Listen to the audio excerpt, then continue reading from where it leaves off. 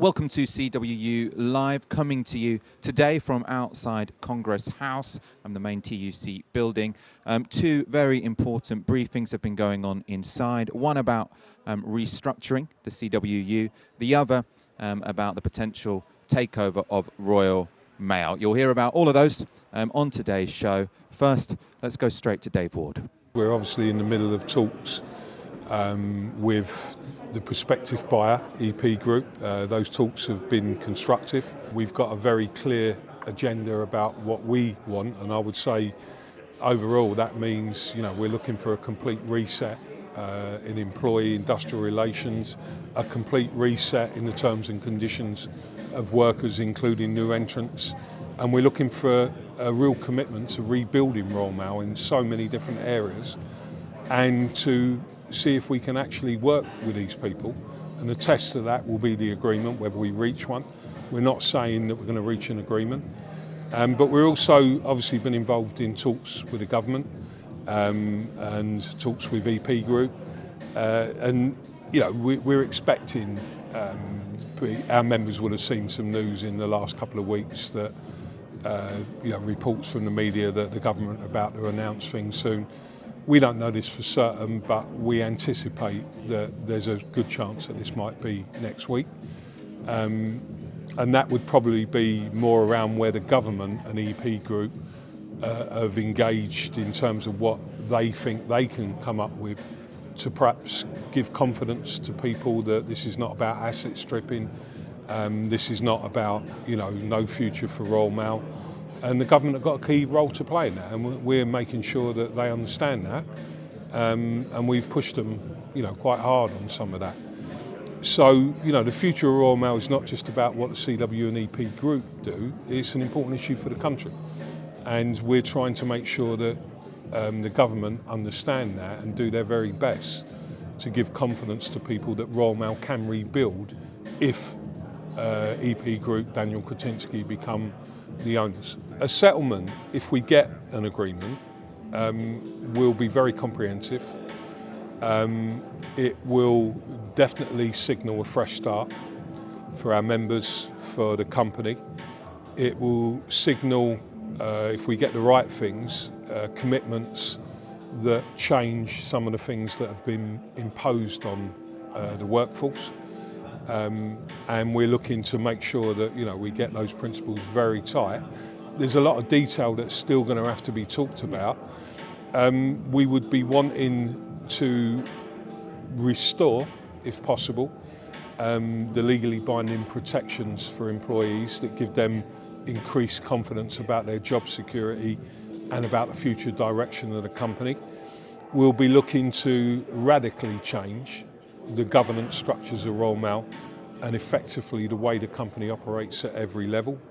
And we'll be looking, on top of pay, on top of trying to develop an incentive scheme that actually motivates people, that is achievable, we'll be looking to see if we can get a serious stake in the future of Royal Mail for employees in a different way that's possibly not been done in the UK before. Similar with the stuff about the radical change to the way the company runs. So it's a very big agenda. On top of that, obviously Martin is talking to them about USO reform. And look, what we're saying is we're not going to reach an agreement either with Royal Mail on a trial of the USO or any subsequent agreement that flows from that trial. It's going to have to be trial first. We're not going to do that unless we get an agreement with EP. And I suppose if I could shed some light on this, there are some issues here about the ability of EP Group to get involved in some of this stuff before the transaction is complete, if it is going to be complete. And therefore, whilst we're using leverage, obviously, of these two big issues to try and get a better role and a job for our members that they can be proud of again, and grow the business if that's possible. EP Group and Royal Mail Group are probably sitting there going, as we've heard sometimes, well, we can't deal with that bit because Royal Mail should be dealing with that. Royal Mail are saying in bits, well, we can't deal with that bit because EP Group are dealing with that. And we're not going to be played by that. There is some issues that are legitimate because of the rules of the takeover code and just the legality of some of that stuff.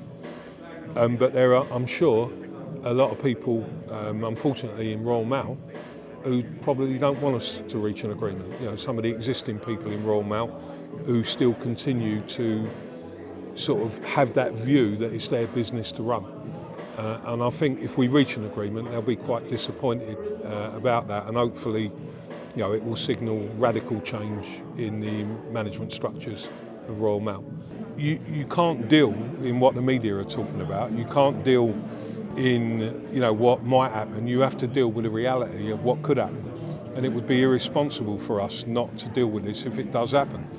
On the question of, you know, the difficulties in Royal Mail, I think the view we take is that what will eventually kill Royal Mail is the current status quo, the current bull.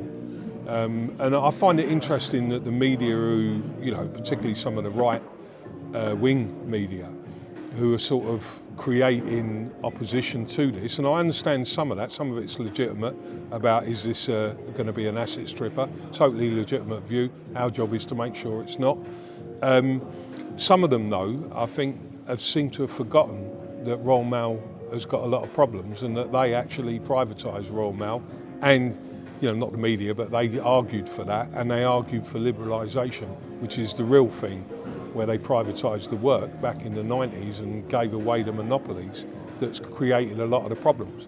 But the other reason why we do it, Chris, is because change, you know, Royal Mail doesn't survive anyway. We could have the best management, we could have renationalisation. And unless Royal Mail grows its revenue, which means growing products and services that people and customers want, and we all know in overall terms, letters are in decline. Our members don't always see that because their routes change, but the evidence of that is absolutely there. And only 14% of what Royal Mail does now actually is a USO product, part of letters, that goes through the USO. If we don't change that, if we don't get into that world, the company don't survive. And I've been saying that for years. Whether people believe that or not, it's up to them. But, you know, our view is, and the union's view, is that we can't be one of those organisations that fight for a past with some romantic notion of how it used to be. We're not going to do that. I speak to reps and members, you know, and I hear good ideas. And what we're trying to do in this agreement is put them back at the heart, along with customers, of everything that Royal Mail stands for and everything that Royal Mail does. That's a very different place to where Royal Mail is today. And what we want to see is innovation. You know, we talked about some of that today with the reps, where we were saying that, you know, if people want to have parcels delivered at a certain time, whether that's weekends, whether that's in the afternoon, early evening, our job is to deliver that parcel. And if we don't do it ourselves, then they will bring in constantly new workers on lower terms and conditions to do that work, or agencies. That's the choice we have. And if they continue to do that, it gets harder to change that dynamic. So, for example, the competitors to Royal Mail in the parcel area, Next Day Parcels in particular, multinational companies plotted up in the UK, their model of employment, as our members know, is predominantly self-employed or bogus self-employed.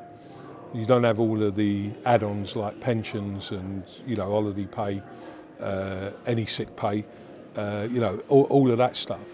And that model undercuts Royal Mail. So as much as sometimes we don't like what Royal Mail do, if we haven't got that context of the way Royal Mail is operating now in our minds, then we're being irresponsible.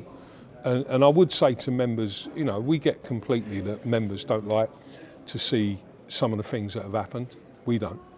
And we don't agree with them, and we're trying to put some of them things right in this set of talks.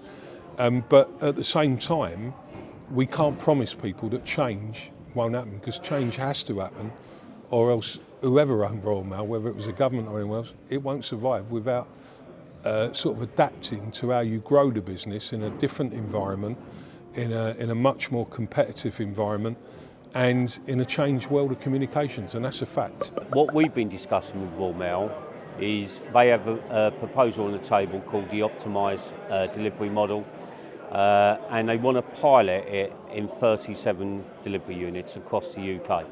We're working through that because they want to introduce a method change, not unlike when we went from 2 deliveries to 1, where there's not structural revisions, that you deploy all this at the same time. Our nervousness in that, Chris, is we're not clearing mail now in every delivery office, and therefore if those delivery units on all mail days get more work, will it just collapse? So we want to test some of the assumptions, we want to increase some of the hours in some of these units, and then we want to improve attendance patterns, and we also want to have less Saturdays. These are complex discussions with both the prospective new owners and Royal Mail.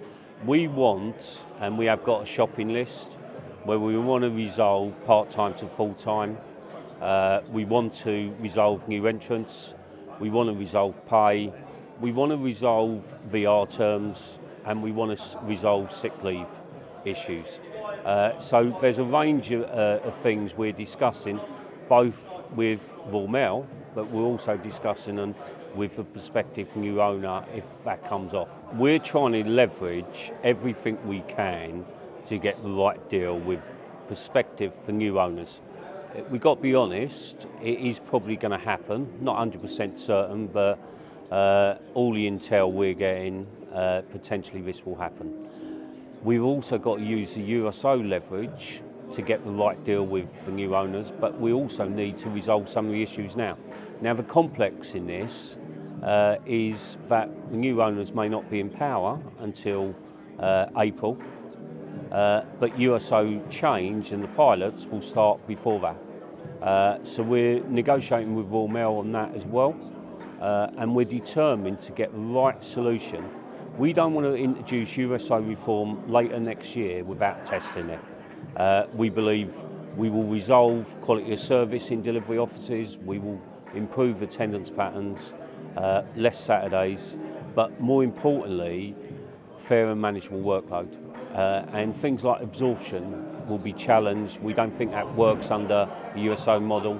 So all of those things we're going to bring to the table. But what's critical over the next 2 to 3 weeks is our leverage with both Royal Mail and also EP. So we've heard from Dave and Martin on takeover talks and plans for the restructuring of the union. I'm now joined by Tony Bouch to talk about the latest on the USO, so the Universal Service Obligation. It was only a week ago where we talked in detail about changes to the USO, but I understand quite a lot's happened in the last 7 days. Yeah. Good afternoon, everyone. Good evening. Thanks, Michael. There has been a lot of change in the last week, I think, in terms of the discussions that are going on. So I think the viewers would have heard from Dave and Martin on the latest developments around the EP takeover, talks with the government, talks with Royal Mail, and obviously the union's making it clear that nothing's agreed until everything's agreed in those discussions. Now, alongside that, depending on where those talks eventually get to over the next sort of 2 to 3 days, maybe the early part of next week, we've been continuing discussions with the employer on what does USO reform look like. So both parties have been identifying a number of delivery offices, so around about 36 delivery offices across 10 mail centre catchment areas that would look to trial and to pilot the optimised delivery model, which I think we referenced last week, your question was, which was around about this fact that what USO reform does, what optimised delivery model will do, is that we'll still continue to deliver all first class items and parcels 6 days a week to the circa 32 million addresses across the UK. But then on a Monday to Friday, it would be a second class, downstream access, mail sort products. They would only be delivered to delivery points when there is first class altogether, and when there is just a first class item or a parcel for those delivery points, that'll be done like on a van duty. So that's the sort of outline of what we've been discussing with the employer, the trial locations, the pilot sites, and then we've got to start to get into the detail about what does that change mean in those localities. I mean, that was going to be my next question. So if people are working in one of those pilot areas, what changes will this mean for them? And I suppose especially in terms of sort of hours in the working week? So in terms of the working week, in terms of the hours, so we're making sure that as part of those negotiations that Dave and Martin are in, that all of the safeguards around the individuals that work in the pilot sites have been captured in documentation, and then whether it's a joint statement or a joint communication, we'll get that agreed so that no one can be surplus in those offices. And as I say, all of the protections for our members' attendance patterns and all their working week are in place.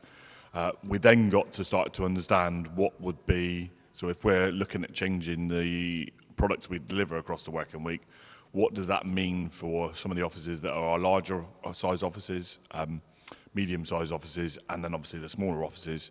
And obviously part of the stuff that the CWU will want to put on the table will be an improvements to our attendance patterns that our members have got. So whether that's currently they're on a 1 in 6 attendance pattern, whether we can get that to, so in that shift pattern, over a 2-week period, they will work 10 attendances in a 1 in 6, Monday to Saturday. We want to try and get to that everyone moves to at least the most days they work is a 9-day fortnight, so 9 days, so it's an extra day off over a 2-week period.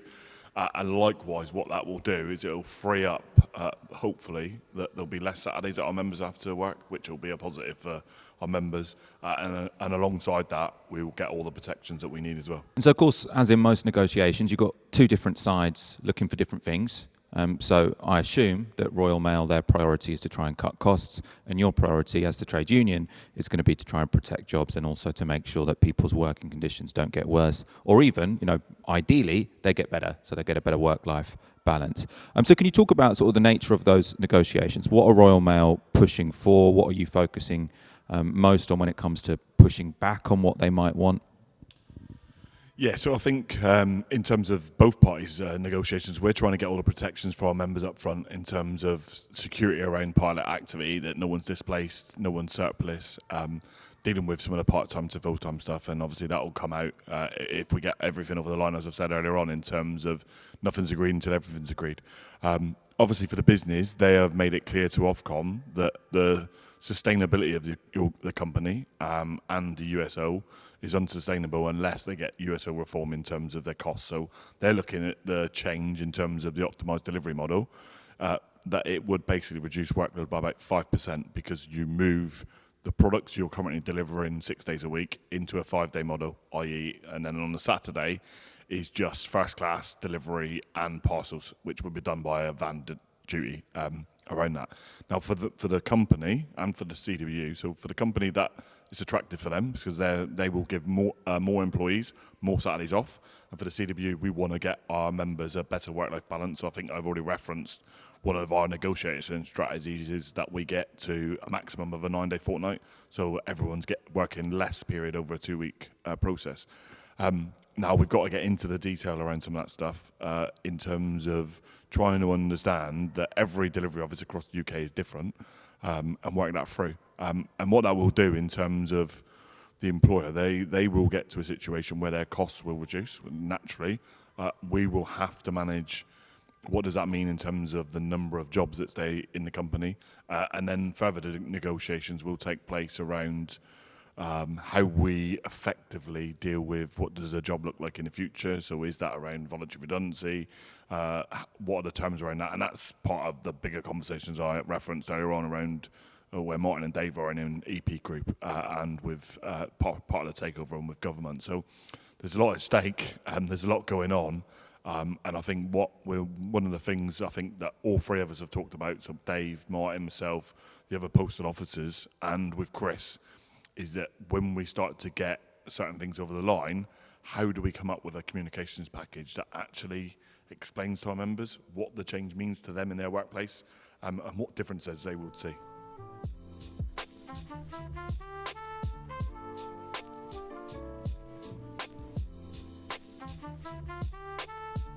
You try and reach out to the non-members, but there's a lot of people that aren't sort of that interested, and I think it would be quite hard to reach out to those people and get them interested. So it would be good to know, what we can do going forward and trying to reach out to these people. And do you have any ideas in terms of how the union in any kind of restructuring could sort of support you to do that more effectively? Because as far as I understand, it is that the coverage in BT isn't quite as strong as the coverage in Royal Mail, and it's a bit harder for you guys to sort of really build the strength of the union. What support could you get, do you think?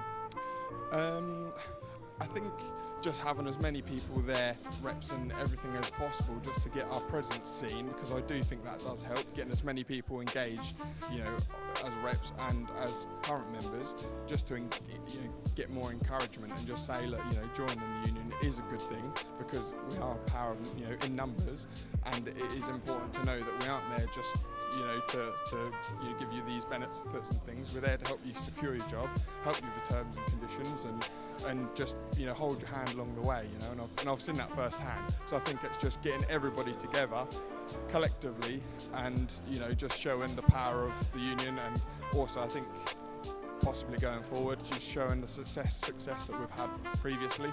Just to give that reassurance and encourage everybody else. Change has got to come. Change has got to happen. We don't have the luxury of standing still anymore. We don't have the luxury of just because we've always worked the way we've worked that we can't change.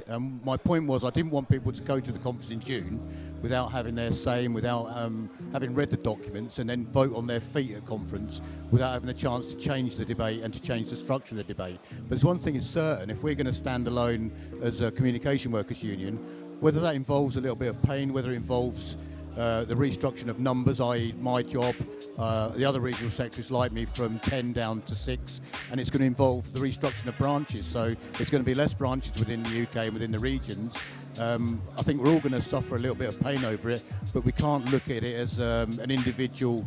I've always had this job. You've got to look at it as the future of the CWU and how the CWU operates and stands alone for the future, rather than be subsumed into a bigger union. I think the CWU are very proud that we are a structure of workplace reps. So our reps all have experience of their workplaces. They've often come from the workplaces for the people they represent, so they have good relationships with management and local management. They know the jobs, and we have a structure of representatives that really serves our members well.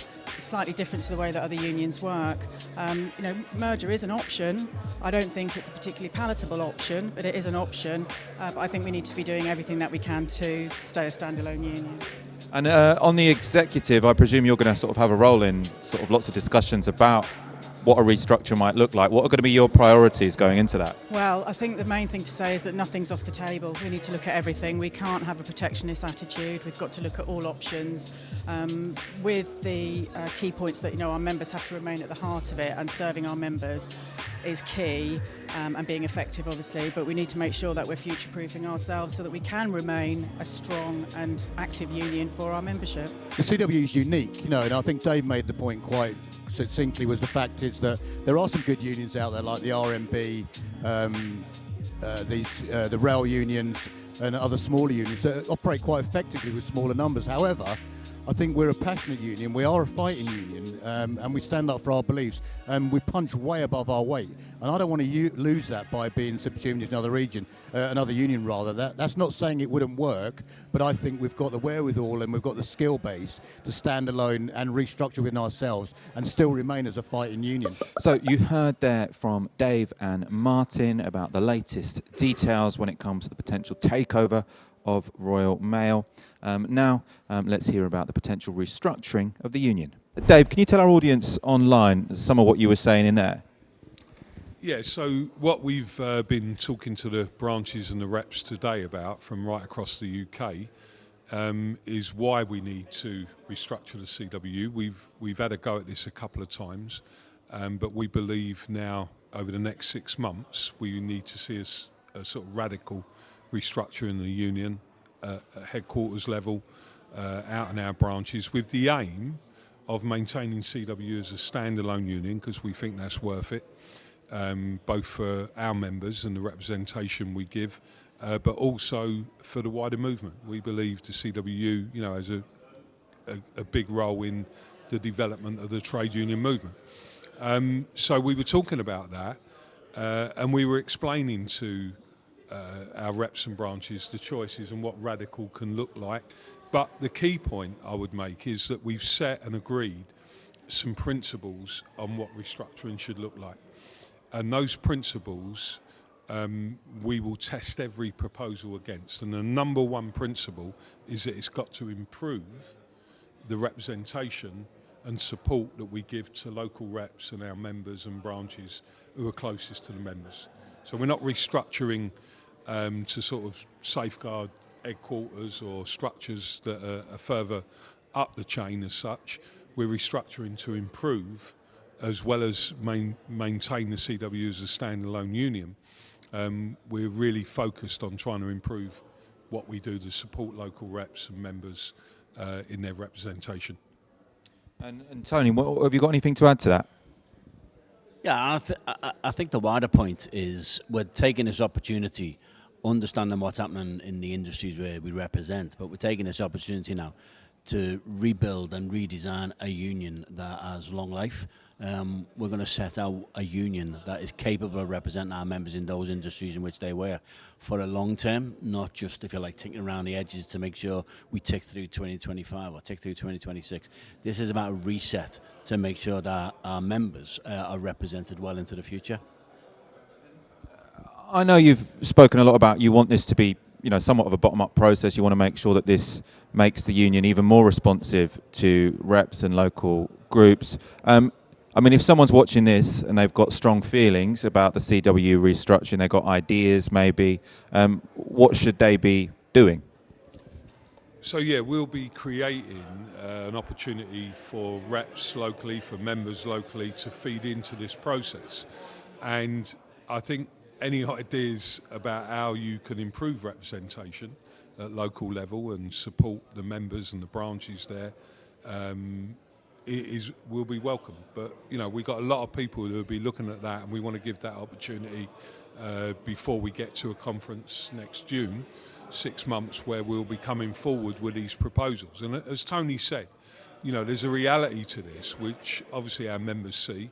In every part of the industries, companies that we represent members, all of the members in the Communication Workers Union are pretty much at the forefront of technological change.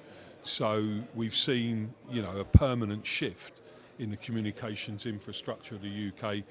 That affects our members' jobs, whether they're in postal, whether they're in telecom, whether they're in financial services, technology, automation.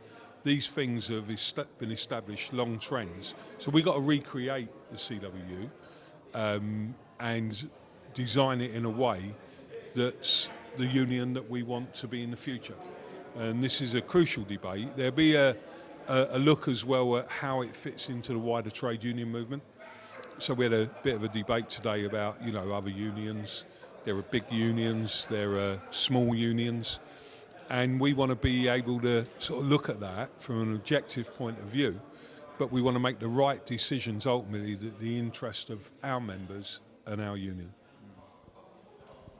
Just on the question of the members and the role they play in this. So what we shared with the representatives today was the document that was placed before the National Executive that sets out the key principles that Dave spoke about earlier. So our branches and, if you like, appeal to members, your reps now have that document.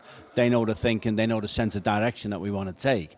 So for ordinary members, if you want to say in that, contact your local branch, ask to see those plans, ask when they can have input and share their ideas with their branches and their reps so they can send them up to us. And finally, I know you were sort of saying up there, the idea of a restructure, it's not sort of something you came up with willy-nilly. It's because of sort of structural challenges that the union faces because of structural changes to the industry.